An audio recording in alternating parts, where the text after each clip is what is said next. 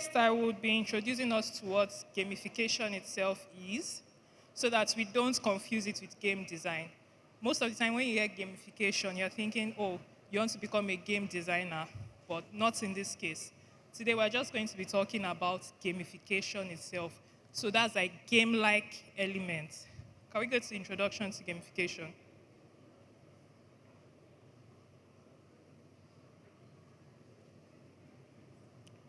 All right. Uh, to introduce gamification to you guys, I would explain gamification as, like I said, fun-like elements. Not exactly gaming elements now, but things that are like similar to when you're playing games that can help you when you're designing or help your users when they're using your product. Remember, this is UX design, so I would expect that all of us know what UX means already, so I don't want to go back into all of that. Or we don't know what UX design is. We don't. Oh, thank God.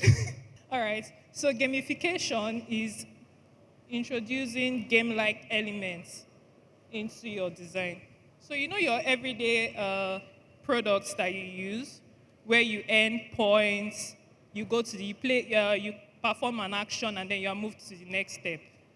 There are some things that you see. You've probably gotten so used to it that you don't see it as anything anymore, right? Things like points, badges, challenges that they will say, complete this challenge to move to the next level. Exactly. Not in games now, keep in mind. Your regular products, like, say, Piggy Vest or Child Deck, those kind of products. So those are the elements that we refer to as fun-like elements, game-like elements when you're designing. Like I mentioned, uh, points, badges, So for instance, I'm going to use a Piggy Vest as an example. If you remember, there was this feature where you earn points for referring people. Do we use Piggy Vest where you refer people, they give you points? On a regular day, if they tell you refer people, will you do it? Without points, no reward, nothing. They just tell you, please refer people. We know you like Piggy Vest. Just refer people for us. I'm sure most of us will not want to do it. That's the point of gamification in UX design. You want to put things into your product that will ginger people to actually complete actions, right? So you are putting points that eventually they can convert to, say, cash. That's in the case of Piggy Vest, as an instance. Now, if we look at, say, Child Deck, I'm sure we all order food. They increase your level, your ranking, based on the number of orders you place, right? And then you can earn money, you can convert your points to cash. There was a time Jazzy Burger, that's Don Jazzy's brand too, where they had this sort of ranking, a leaderboard for people that are like the highest orderers on their platform. Exactly. You know that these things in our mind, as humans, we like competition, right? So all your mindset is, how do I complete this? How do I finish this task? Now, we as UX designers are thinking of the best way to make something that will usually be boring to you, or something that would usually sound like a task to you, to make it something that you would actually enjoy doing, right? Like I said, referrals. We are telling you refer people, you get 10 points. Your 10 points will convert to maybe 100 naira. You are calculating in your head, how many of my friends do I have to bring in to get this number of points? Exactly. So that's how to use gamification in your product. You want to make people enjoy what you're giving them to use. Remember, digital products, people have to enjoy it. If not, after the first day of downloading it, they'll just dump it. So where did this thing called gamification even start from? How did it start? I will take us back to airlines, right? Airlines had this loyalty program where if you fly today, they will give you some sort of points.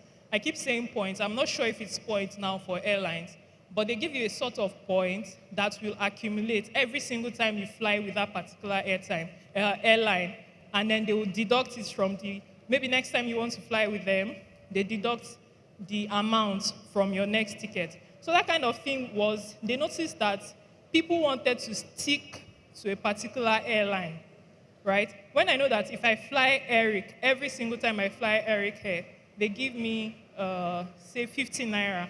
I'm just saying, as like loyalty, something like, take, you just flew with us, this is your reward. Next time I fly again, they give me 15 naira. My mind already tells me if I keep using these guys every time, this 15 naira will accumulate up to the point where maybe one day I don't even have to pay for my flights, right? So that was how gamification came into play. So that was now physical products, right? But people started looking at how they could use this thing, this process, this method in digital products too. Then you now started seeing the rise of apps like Duolingo. Duolingo is only teaching you languages, right? But you see now people are tied to their Duolingo app. Not because, not, most times, it's not necessarily because they are really learning anything from what they are doing. They've probably not even finished speaking Spanish.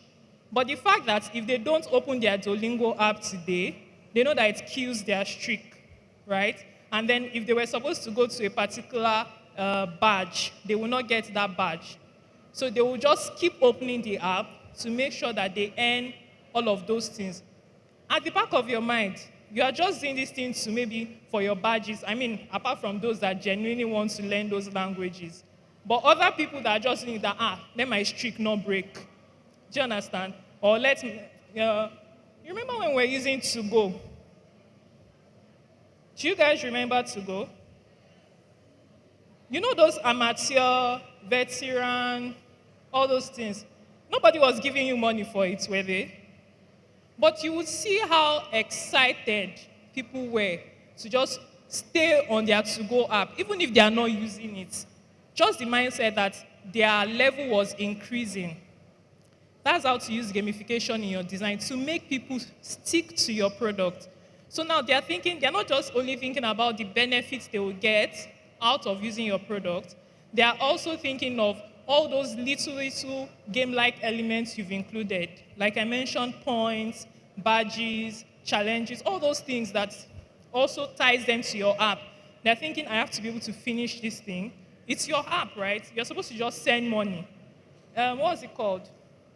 Ope tells you when you buy airtime, you get 4 naira in return. Is it 4 naira, I think, or 2 naira, depending on what you buy. And then they give you rewards to when you open your app every day. That is gamification in play. Most of us have gotten so used to seeing all of these things in action that we can, most times we might not even necessarily tell how important it is in product design. Now that's as to how it started. I've already started looking into some key elements of gamification. But to continue, do we understand everything I've said so far? Do I need to explain anything again? I feel like I'm not talking to the people here. But do we understand so far? Even if you're not a designer and you're building a product, you would understand, even if your designer did not put any gamification elements, you as a developer will be like, let me suggest something to you that can improve the user's experience on this product. Your designer will know that you know books more. Do you understand? So now, for key elements of gamification, I've mentioned points, I've mentioned badges, I think I mentioned leaderboard when I talked about Jazzy Burger. But let's look into each of them, how important it is for your product when you're designing for your users now. Points. So you earn points by performing tasks. I used Chowdeck as an example when I said Chowdeck has this kind of points program where the number of times you order, they give you something in return. You will see the, is it credits now or points? I'm not, but different names that different products term it. But you get the idea. Points, credits that you can use to pay for something later on. That there is that. Then there is also badges. Very important. You have products like I mentioned Duolingo. There is Coursera. If you finish a course, they give you a badge. Am I right? In reality, that badge will not do anything for you, but you know the sense of pride you would have outside of the fact that, oh, you've completed the actual task that you were supposed to complete. But the fact that they are now going to give you that extra badge, I've seen people post their badges on LinkedIn, like, oh, I'm celebrating this badge I just got from LinkedIn. Exactly. You see, that feeling of accomplishment is one of the things you want to instill. It's not like you're instilling it in your users now, it's already there. So you need to just find a way to pour it out of them in order for them to actually use that product that you're designing. Remember, you're not designing for yourself, you're designing for your end users. So you need to make sure that I'm designing an app for, say, task management. How will I keep people glued to this app to the point where they would open this application every single day? That's what you are always going to be thinking about. You're designing a food app. By default, most people might not want to order food every day, but you want to put something in your app now that is going to make people want to keep opening their app every single day. At the end of the day, they might be there to just maybe complete their streak, right? Or get a point for just opening their app. But then something can just keep them tied in, keep them glued in once they open the app. Like, you've not completed your task of yesterday, complete it now. Or there's jollof rice for 30% discount off. That was not why you came to the app. But now you've seen that and you're like, oh, 30% is not such a, let me order. I'll use it tomorrow morning, right? That was not the goal of the person opening the app in the first place. But because now they've had that mindset that I have a task I need to complete to earn certain points, they've now come into the app. Now you've showed them that Chicken Republic has 70% off. Even if that person is not hungry, the person is thinking, I can keep this thing in the fridge for the next 5 days. Let me just order. So those things, all these little things that sometimes we don't count as anything are things that spur people to actually use your products. There is also, I think I did mention progress bar. Because everybody has gotten so used to progress bar, we don't even see it as a gamification element. Imagine you're signing up on a product, right? And the form is like 30. On the fields you're supposed to fill on that form is 30. And you're like, nope, this is not going to be me. 30 questions. We want to get, it's necessary we get these details from you. You're signing up on our app, right? It's necessary we get all of these 30 questions from you. But the mindset is your own mindset as a user. Even me as a person, I'm already like, NO.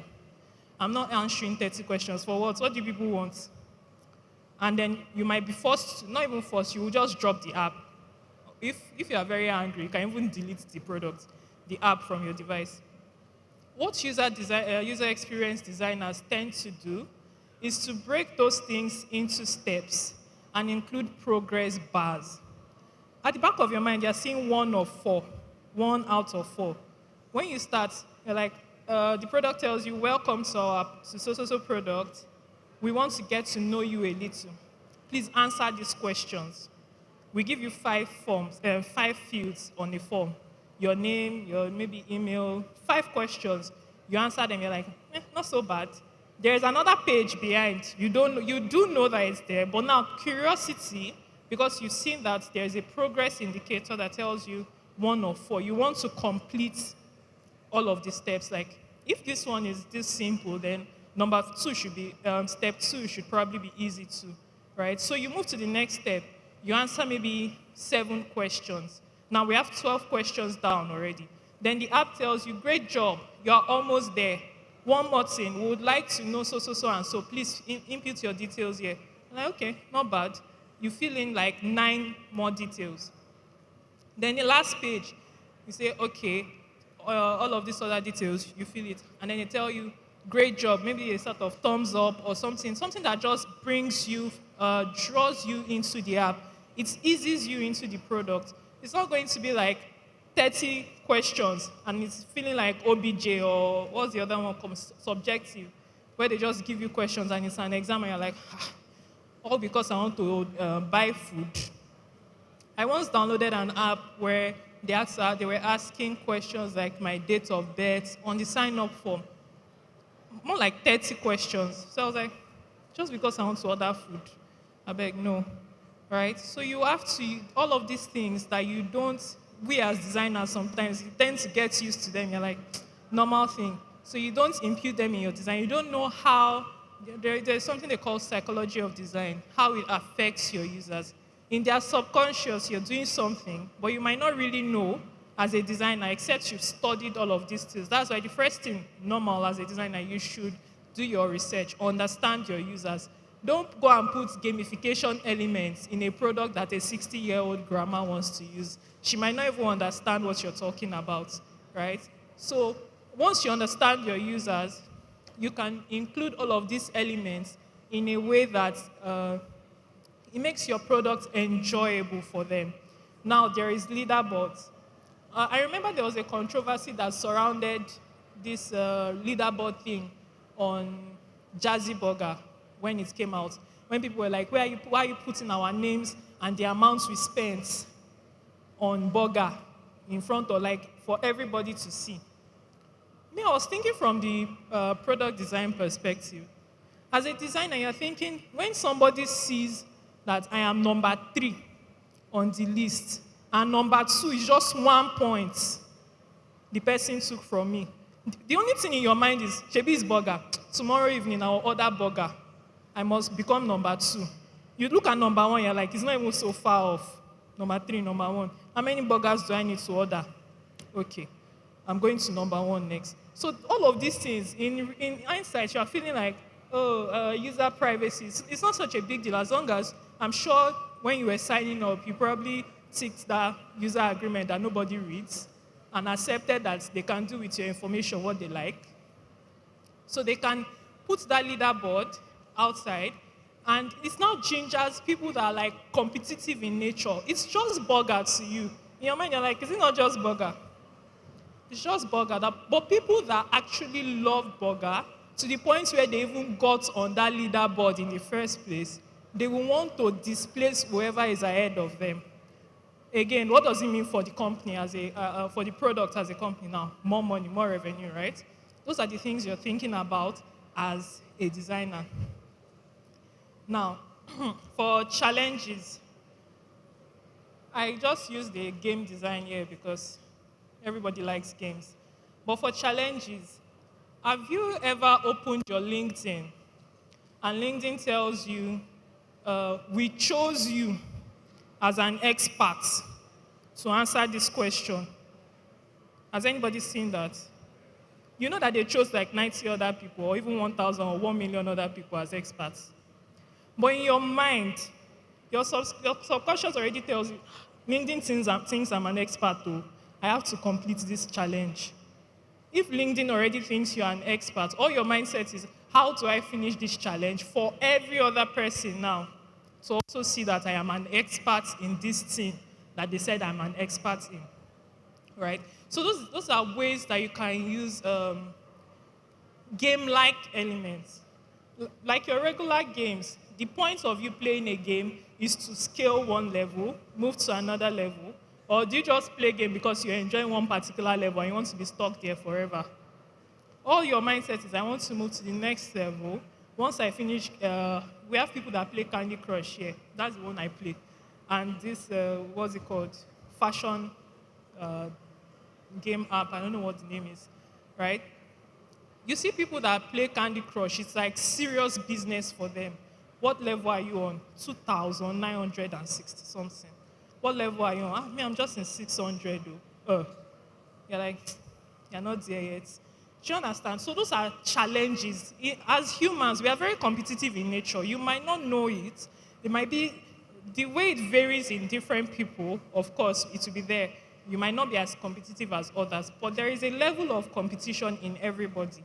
Where somebody tells you, I'm in level 2,000 and something, and you started maybe the same day as that person, and you're wondering, 2,000, how many days for me to get to that 2,000 now?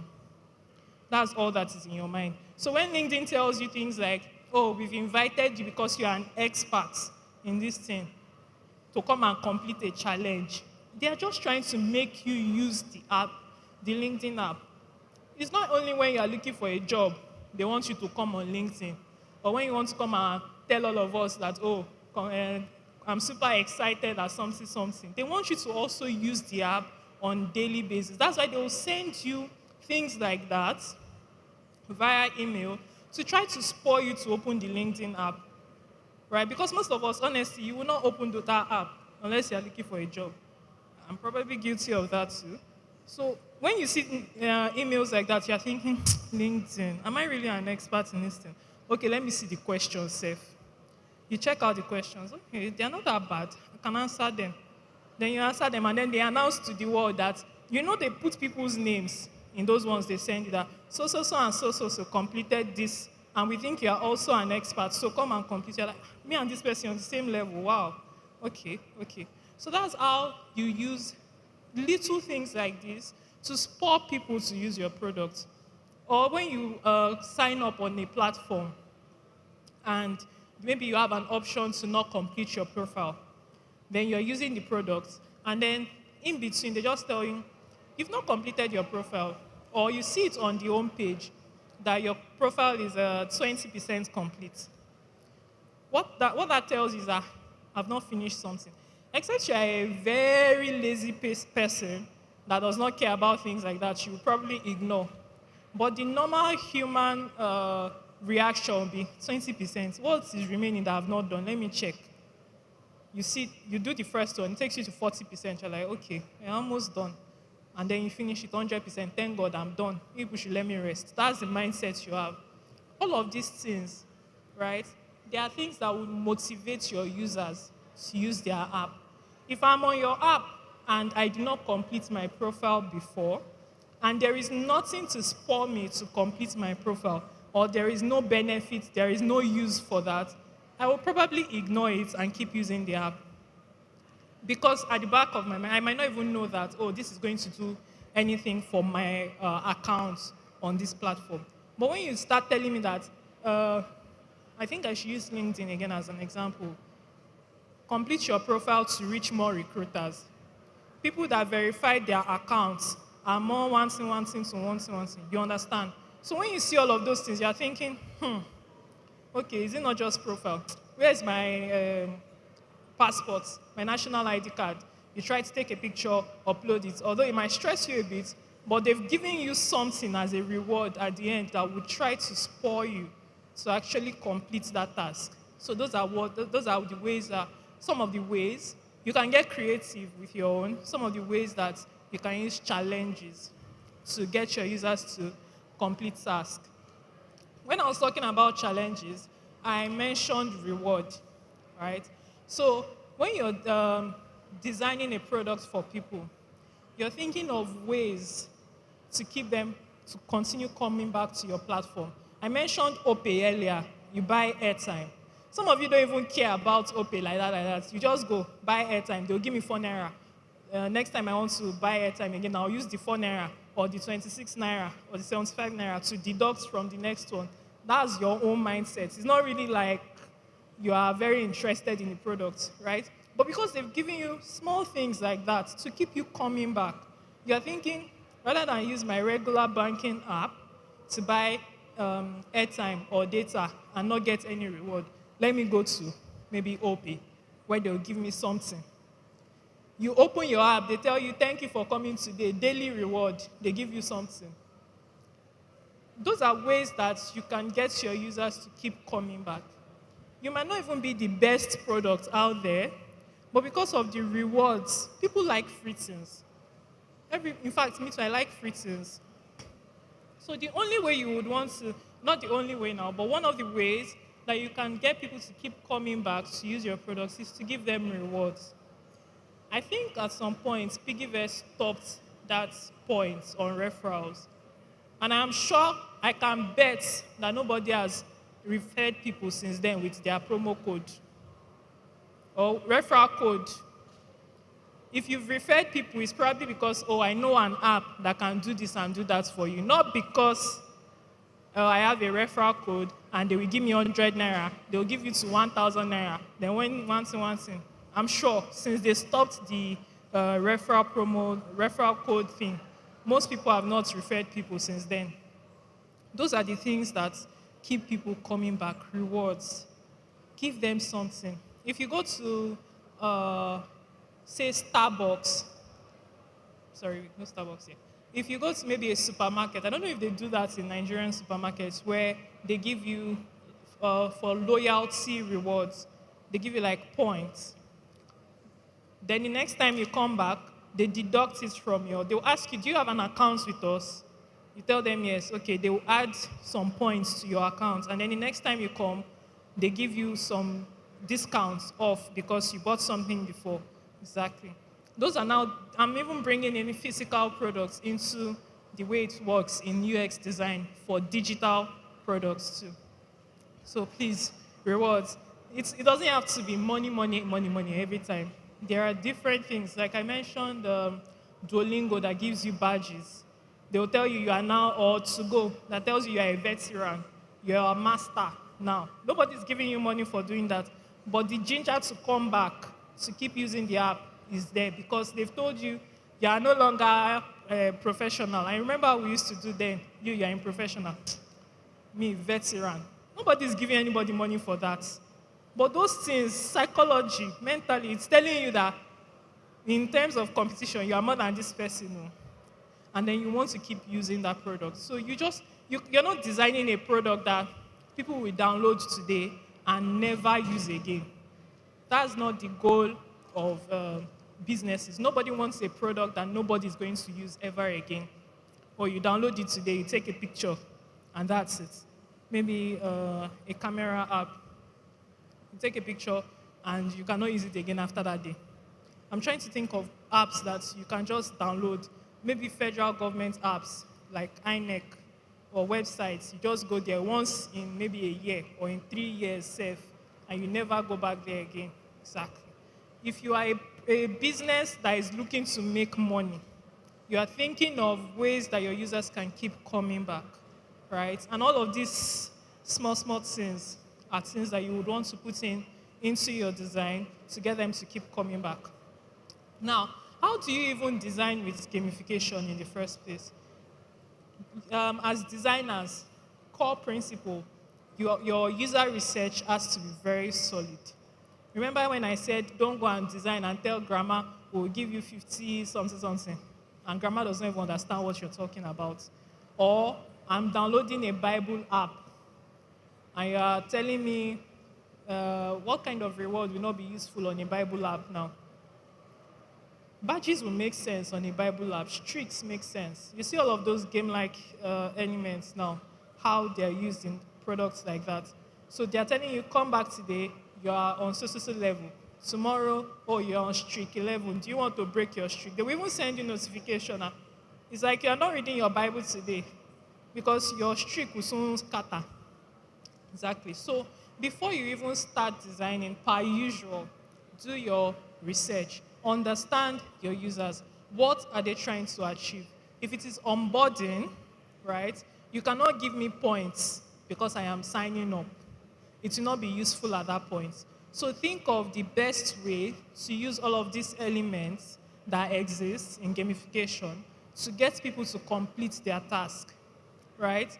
I'm signing up. I mentioned progress bars earlier, or say things like a thumb up effect, something I will just celebrate and tell you, oh, you've completed your task. But at that point, you don't want to give me a badge because it is of no use to me.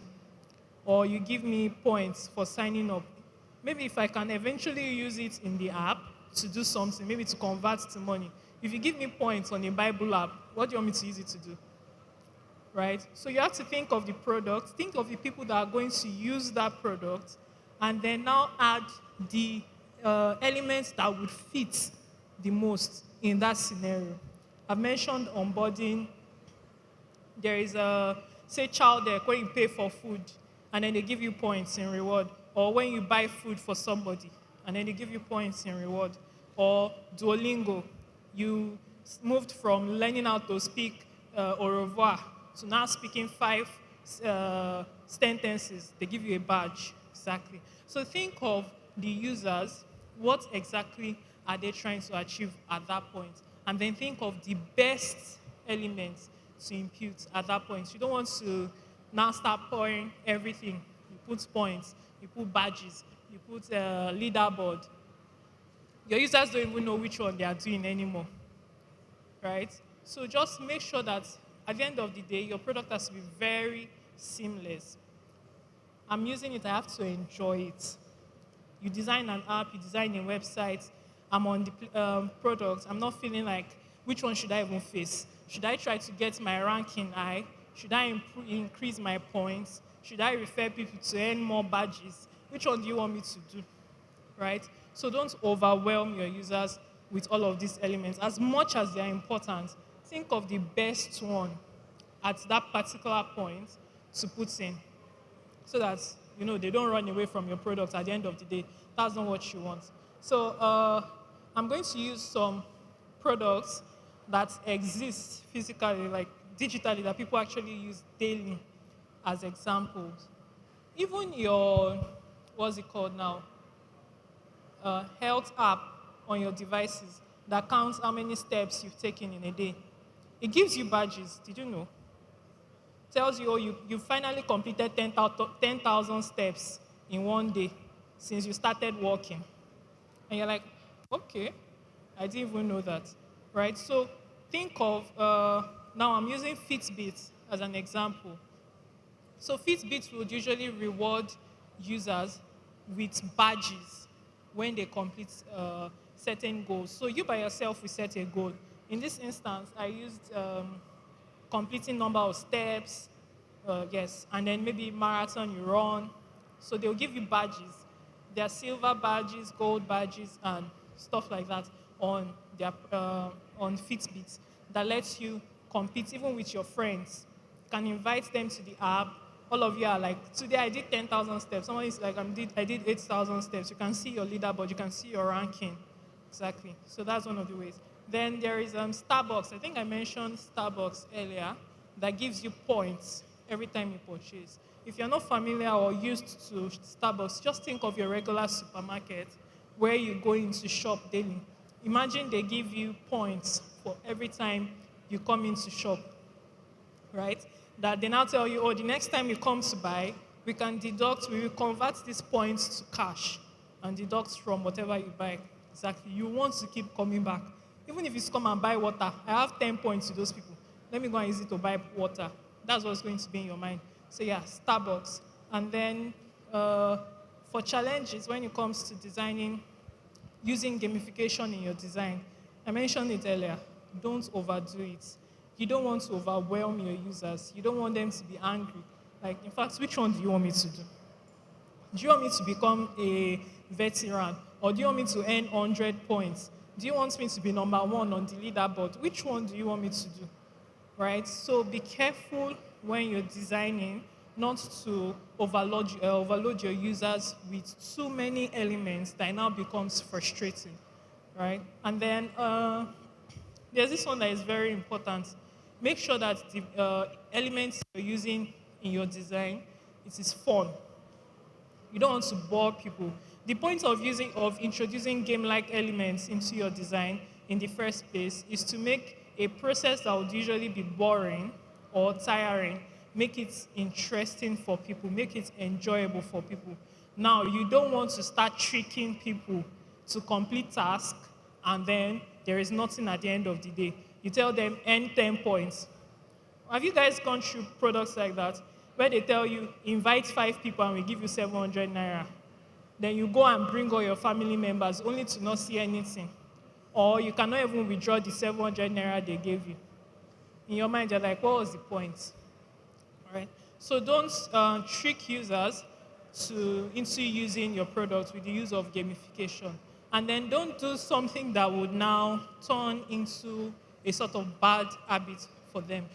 If you're designing a product like maybe Starbucks, where people order, let's assume they order just coffee, and then you're telling them order 7 coffee every day to get what now 10 points or to get 700 naira. You don't want people to get addicted to things like that. So think of the products you're using, think of the people you're designing for, the people that are going to use it, and then make sure that you are doing your design in moderation. Make sure it is fun, right?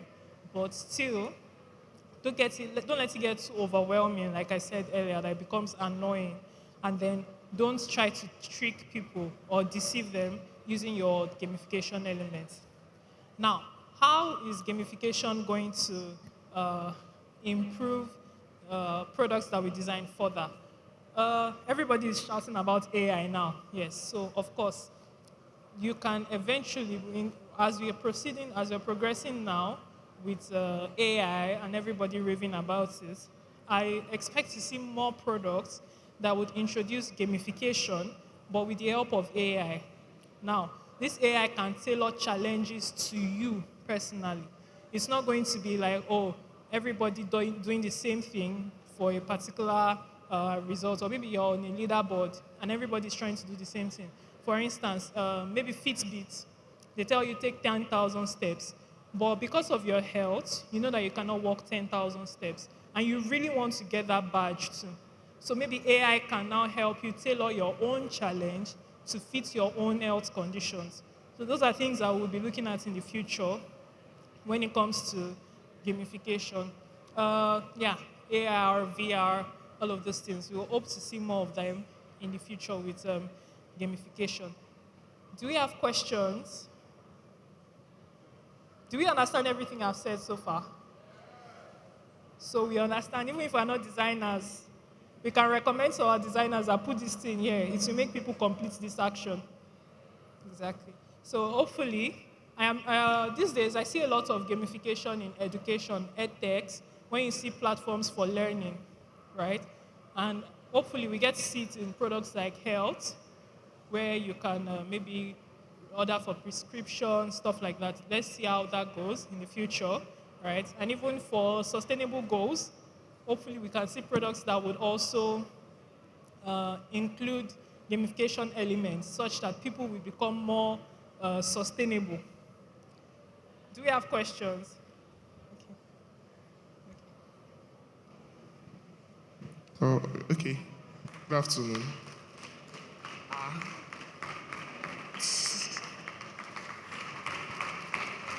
Why are they clapping? Me, I want to ask a question. Oh, please don't clap. Okay, for her. Okay.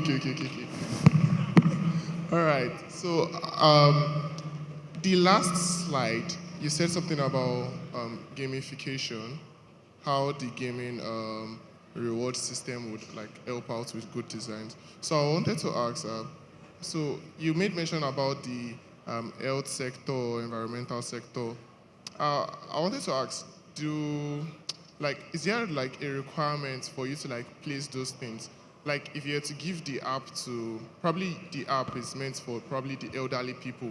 Do you think including gamification, like elders, like probably age range, let's consider our users, we want probably age 50 down to 60, depending on what we are producing. So do you think a reward gamification system would help, I don't know, boost the usage? If you can put it in a way that they would understand, Oh, right? okay. So if you tell maybe my mom, for instance, that if you complete this task, you can share it to Facebook, she will do it.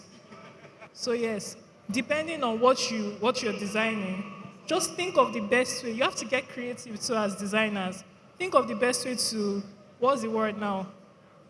Catch these people. They may be 50, 60, but there is something they would definitely love doing. Now, you're not giving them a little challenge to actually do that thing. They will definitely do it. So just get creative. Any other question? So hi, my name is Hi. Charles. So my question is, what if you are creating a product for like serious people? Like you said something concerning INEC or something like that. So I was thinking you were talking about INEC, a product where someone just visits once and then once in 5 years and then visit again. So I'm now thinking, the world is evolving, AI and the rest of them, technology is taking over, and probably Nigeria wouldn't be like this for eternity. So a time will come where election that is physical wouldn't be physical anymore. People would have to sit in their comfort zone and um, ma? Like I said, a time will come where Nigeria's election wouldn't be physical anymore. Let's just hope it's like that. So, and then thinking about the gamification part of this product design. So I was thinking, is it really necessary to like? So depending, like I said, depending on the product you're designing, if you don't need any gamification elements, don't put it. If I'm signing up on, maybe I want to get my voter's card, you don't have to tell me to complete any task for me to to fill the form. Exactly. So if it is not necessary, you don't need to. But if you really want people to complete tasks, you are thinking of, for instance, like we mentioned Chowdeck, a food ordering platform. You know that by default, not everybody wants to be ordering breakfast, lunch, dinner on the platform every single day, except maybe you're very busy to the point where, which is very rare, right? Maybe you order in the morning, but tomorrow you order in the night. But now you want people to be on your app every day, get something doing on your platform. You can now start introducing gamification elements to just get them to come in. So if it's not necessary, don't put it. You don't want to overwhelm people at the end of the day. Are we good? One All right, more. let's just take one more question. All right, perfect. So, so in terms of the ethical part you talked about, what about you said that people we shouldn't do it in a way that people won't get addicted to it. Okay, I said in the terms of the ethical part you are talking about, that we shouldn't make the gamification in a way that makes people addictive to it. What about if we do it like unknowingly? What about Unknowing, like unknowingly we do it, and then that becomes like something that people now start getting addicted to it. I can't really hear you. Like, can you hear me? Okay, yes. I said in terms of the ethical part you mentioned about, we said we shouldn't do it in a way that makes it addictive to people. What about if it like turns out that way? How do we like circumvent that or know when it gets too addictive? Okay, let me not use just addicting in this point. Let's take a look at PiggyVest, the referral program where you get points for referring people. I mentioned that for a while they've stopped it. There must have been a reason why it was stopped. Although I don't work with PiggyVest, so I cannot really tell why. But I am sure from the perspective of maybe a product designer, I know that there must have been something that happened that spurred that kind of decision. So if you notice that your users are getting addicted to a particular feature, a particular thing, and it's not supposed to be so, you can as well call it back. Call back that feature, that element, remove it from your app. It's your design. Nobody will beat you. As long as the stakeholders are okay with it, remove it. If you know that it's having like negative results from what you were thinking or what you were planning in the first place, take it out. Okay, what about if it's just like one or two users that are being addictive to it? Like, what about if it's a small portion of the users who are getting addicted to it? A small portion. How Yeah. small is small? Let's say like 5% Is or 5% small? in the grand scheme of 100, I'll say so. Okay. Well, if it's not something that is, let's use an example. There was this AI platform that a child used and then committed suicide. Yeah. Have they deleted does the platform still exist? I'm not sure. I'll have to go and check. Okay. I can't remember the name of that platform where you can speak with Artist. movie-like element artists. Yeah. And then a child committed suicide. They will not recall a product because of one person or because of 5 people out of 100 people. That's like the rare case scenario. Or what is it called? So as long as 90 people are still finding it okay, 95 people out of 100 are still using it exactly the way it was built to be used, there is no problem. So you're saying there'll be outliers once in a while? There is what? There are going to be like outliers once in a while. Exactly. All right. Thank you. You're welcome. Thank you all so much.